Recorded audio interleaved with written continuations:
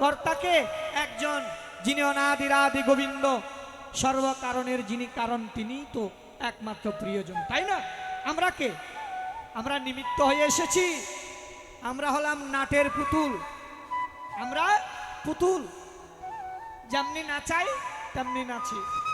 অথচ আমি মনে করি এই সংসার আমার, এই বাড়িঘর আমার, এই সন্তান আমার, প্রিয়জন আমার, সমস্ত কিছু আমার। আমার করে অহংকারে মত্ত হয়েছে।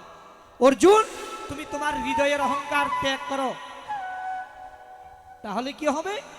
ভগবান বললেন, অর্জুন তুমি কর্ম করবে, কর্মফলের আশা পরিত্যাগ করো। কর্ম করো, কর্মফলের আশা তুমি করিও না। কর্মণ্যেবাধিকারস্তু মা ফলেষু কদাচন। তোমাকে জগতে পাঠানো হয়েছে কর্ম করার জন্য, কর্ম ত্যাগ করার জন্য নয়, কর্মফল ত্যাগ করার জন্য। মা যেমন সন্তানকে, অনাগত সন্তান আগত সন্তানকে প্রাণ ভরে ভালোবাসে, তেমন করে তুমি নিঃস্বার্থ হয়ে গোবিন্দের প্রেমে ভাবিত হয়ে যুদ্ধ করো, তাহলে তোমাকে কখনো কেউ মারতে পারবে না। কারণ তুমি তো কৃষ্ণ প্রেমে মরা।